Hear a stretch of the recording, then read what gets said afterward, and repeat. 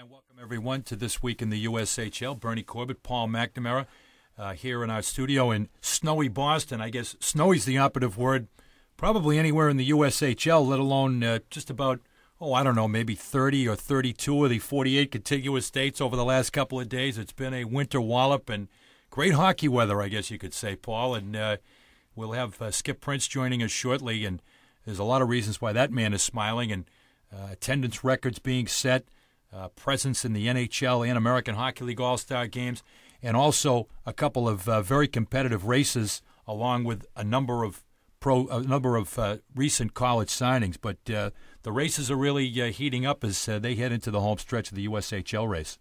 Yeah, it certainly is hockey season, hockey weather all across the country, and nowhere else more than in the USHL, where they've gotten hit with some storms there, and they just keep sending them east, and they end up in Boston. but appreciate that. A big week in the USHL, especially attendance-wise.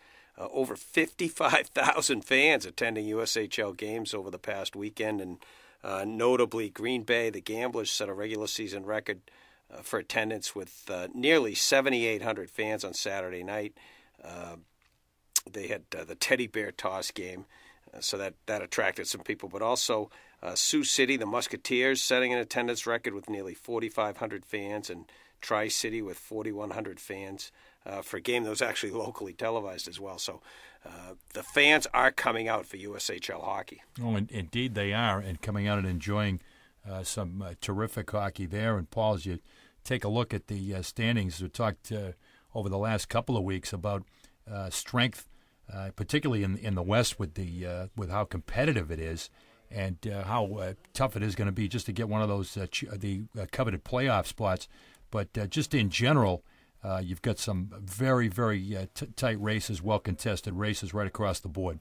Yeah, and as you mentioned, Bernie, in the Western Conference especially, a 3-win week for Omaha, extending their 4-game win streak. They've only allowed 5 goals over those 4 games, and they have leaped up into third place solidly by themselves at 44 points. Des Moines, right on their heels, got a pair of victories over the weekend, getting up to 20 wins on the year.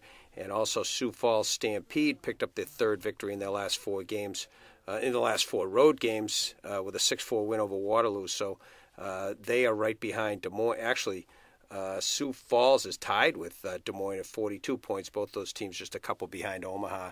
Very, very competitive Western Conference. No, absolutely. And with the presence, we talked about, of course, the USHL as the premier and foremost feeder to Division I college hockey and college hockey across the board, but also a tremendous plus for the USHL in terms of the identity and exposure of the league with what they've done with some of the alumni in the NHL and American Hockey League All-Star games.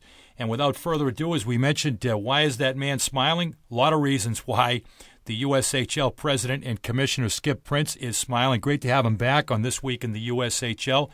Skip, welcome from, the Windy City is the snowy city, as is Boston right now and most of the country. I was just telling your producer, hi guys, that I ended up spending the evening in the office here last night because the 4 or 5 block area where I live was completely without electricity. Oh, no. It's been quite the day. Perfect hockey weather, though. Great hockey weather. Great it really hockey is weather. hockey weather. Is it wreaking? The headaches of a president, a commissioner. Often times, you're involved with every aspect of the league in terms of scheduling, logistics. Is that something that's been rather daunting for you right now, Skip? Well, as you know, with the education model we pursue, we are mostly a weekend league. So if you were going to have something like this occur, the fact that it occurred on a Tuesday and a Wednesday was probably pretty good for us. We will not miss a game. We had our Tri-City team leave a day early in order to be ready for its game tomorrow night, and I think that most of this will have passed through by the time this weekend's games are slotted, which it's in the nature of our schedule, though, that we do have to accommodate this. We got lucky this time through, but it's only February. That's right. That's right. It's a long way till we get to April and May in the springtime, and when you're getting down towards the playoff season.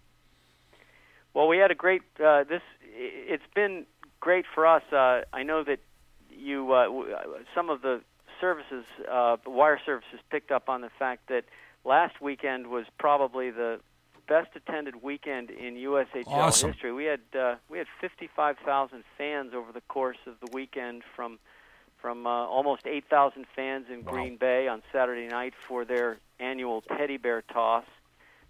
First time in 8 years that there was a sellout in Sioux City, and there are more scheduled this year as they've turned the corner there. The new buildings and the new teams are doing well. So we even had a game that was televised on Fox this year out in this weekend out in Tri-City. They had their their second pregame on the pond, where the players skated on a lake out there, and then the fans were able to skate with the team. So it was a great weekend, and we hope it's a great weekend coming up. Well, that's a huge quantum leap in terms of the attendance. Skip, is this something that you would envision? Kind of part of your, we've certainly had insight into your grand plan for the league, but when you look at a number such as 55,000 for the weekend, is that something that you say, hey, look, this is the territory that we want, this is the neighborhood we want to be hanging around in? I think we've worked very hard to try to improve our overall business efforts to make sure that more fans are capable of seeing the games. We try to be very careful about how we price the tickets. We work very hard on our schedule for both the fans and the players to make sure that this is a weekend opportunity. And in some cases, it really is a question of simply continuing the process of bringing the quality of hockey we think we're bringing to a fan base that has come to really appreciate it. It also helps, we're in that time of the year. This is hockey time. Sure is. The races are meaningful. They're close in both divisions for us. There's a lot that's going on. Kids we're now beginning to look at draft choices more closely. The colleges are making their commitments. So the buzz about hockey is always strong at this point. We're lucky to be part of it. Talking to Skip Prince from the USHL. And Skip, we do always talk about where the kids are going, why they're in the league, and where they're headed next. And it's predominantly towards the college ranks, the Division I college ranks. And we talk a lot about the signings and the kids, your alums who are now in college, but some of them have moved on beyond college into professional ranks. And you guys had quite a story last weekend in the NHL All-Star game where 3 USHL alums not only played in the game, not only played on a line together, but one of those guys captured the MVP award in the game. It was nice to see Patrick standing up in front of the crowd at the end of the game and in front of the press. He did play in the USHL for 2 seasons. He went on to a great collegiate career at the University of Vermont, only cut short by virtue of him becoming an NHL player. And it's one of the things that we emphasize with all of our young men, and that's to tell them, look, you play here, you will be getting a Division I scholarship opportunity, but it doesn't need to end there. If you're good enough and you work hard enough, the collegiate route is as appropriate, it's as capable a way of getting you to the National Hockey League as anything else, and you gain the college experience along the way. It's a win-win, no-risk proposition. But it was great to see Patrick up there. He's a great kid. He's funny. He's a real charismatic guy. He has clearly become one of the favorites here in Chicago on the Blackhawks. So it was great to see him get his just rewards. Yeah, and he was. I watched the interview with him afterwards, and it was almost like there was so many points scored in the game. It was kind of one of 6 or 7 or 8 people could have been named MVP, but he made a couple of great plays and he got a key goal early. If there could be a key goal in an 11-10 game in the first period, but one for the highlight reel anyway. He was. I love the old hockey announcers used to use the term "going concern." He was a going concern the whole game. And you're right. As were David Backus and Paul Stastny, the 11th Stastny, I guess, to play in the National Hockey League. But the Nebraska contingent was well represented, with David having played for Lincoln and Stastny having played for Omaha. And of course, they look like rookies compared to the old man Patrick, who played up in Thunder Bay when we had the team up there. But it was great to see them, working together. And I know they had a good time. I know they feel the camaraderie that we talk about all the time as having all been USHL alumni. So it was good to see. Yeah, I'll tell you, out of those three, Stastny, as you said, Skip, has the family name, and everybody knows the Stastnys, and he's cutting a pretty good career for himself. And Patrick Sharp is a Stanley Cup winner, but David Backus is maybe the third in popularity among the three. But I'll tell you, watch him on the USA teams, and what he's doing in the NHL, and he's just a hard-nosed. He's got some skills, but he's a hard-nosed guy that just gives you 100% all the time. And what a player! I mean, he was very gracious with his time for us when the team came in last year to play Chicago. He's just about as he's capable at all levels. Very mature, very capable of, as you say, he hits hard, he shoots hard, he does all the things you're supposed to do to be a great NHL player. So we're fans. And to have all three of them, not only in the game but as line mates, and once again you really kind of climb another mountain and hit another rung on the ladder there. First time ever that three USHL alumni have played in the NHL All-Star game. It was nice to see them not only play but have an opportunity to play together and end up with an 8-point night combined for the three.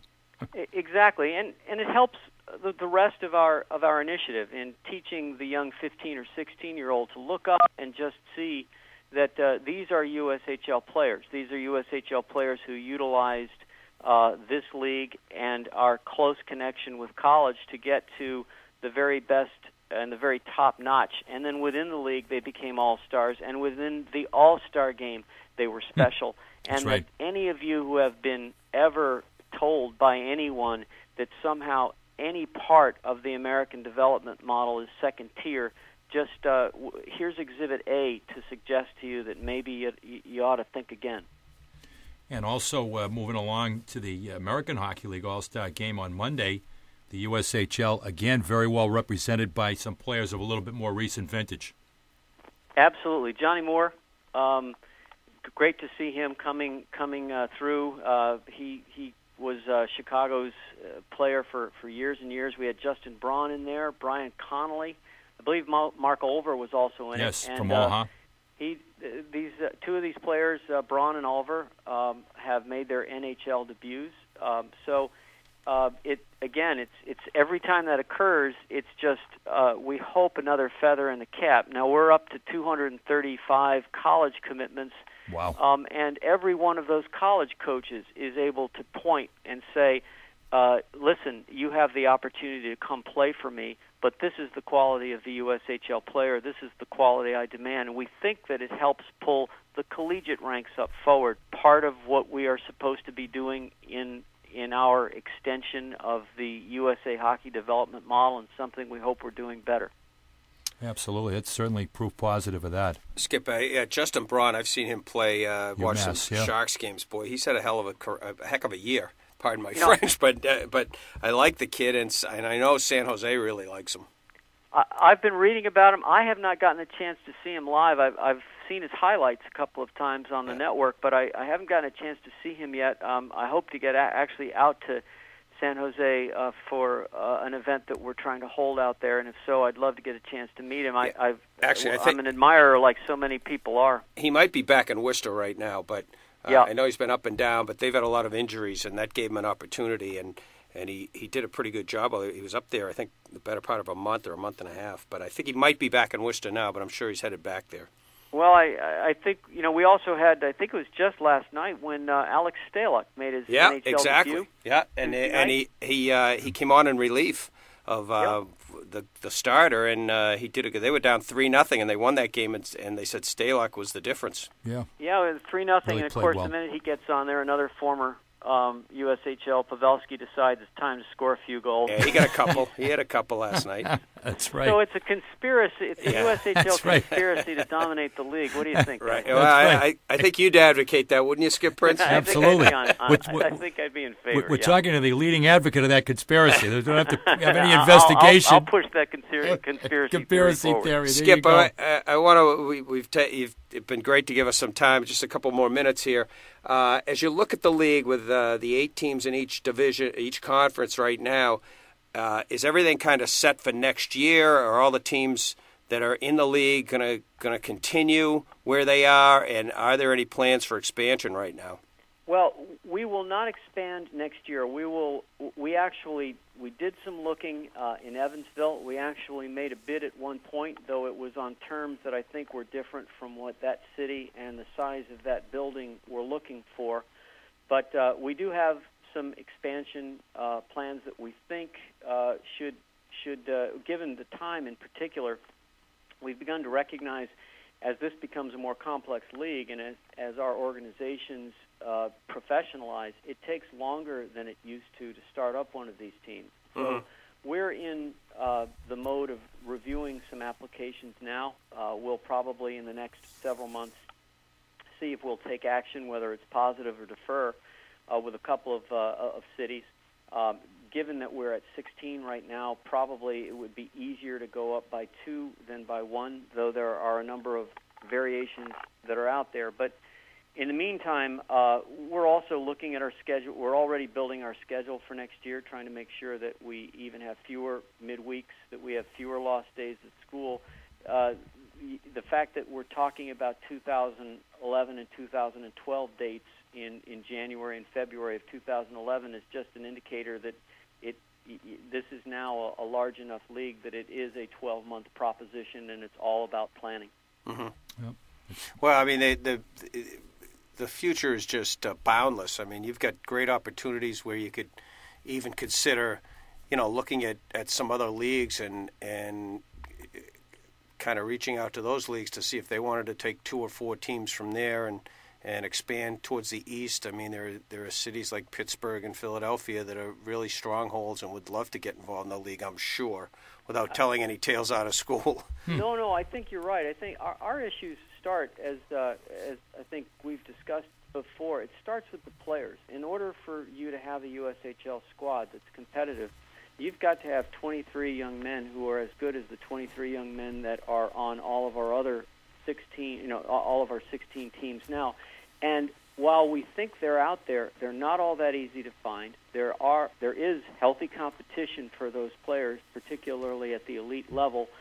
And it would be easy for us to expand by 1, 2, 3, or 4 teams if all we were looking for were cities and owners, because the market's there. Right. But we hope that the hallmark that we're using here is that we try to make good business sense. We try to recognize that this needs to be development-driven and that everything that we do meets the standards that everyone before me, as well as certainly during my tenure, has worked so hard to establish. So it's a question of sifting through the interest to find the places that meet all of those standards. And there's a lot more applicants than there are people that can fulfill.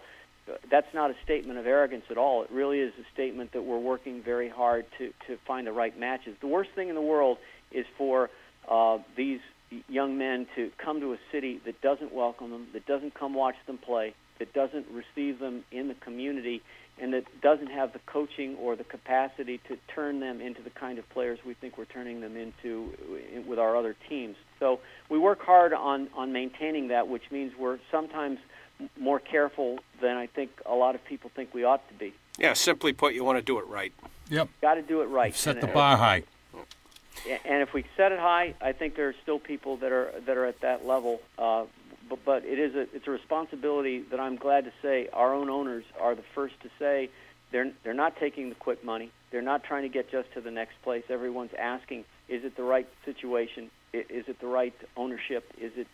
Are we capable of being able to sustain it? So I'm privileged to be representing that group when we undertake these sorts of experiments. Well, Skip Prince, once again, thanks for taking some time out to get us updated on what's going on around the league. The view from the top, Bernie. It's always great to hear from Skip. Absolutely. Get your electricity back and get home. I'll take a shower I'll take a shower Friday or Monday, and then I can even visit my friends. But right now, I think I'll stay in the apartment. I appreciate your time, guys. Thanks Great very talking much, to you, Skip. Take care. You too. That's Skip Prince, the head honcho from the USHL. Yes, USHL President Commissioner. A lot to be proud and a lot to celebrate after a big weekend with 55,000 record-setting attendance for the USHL last weekend.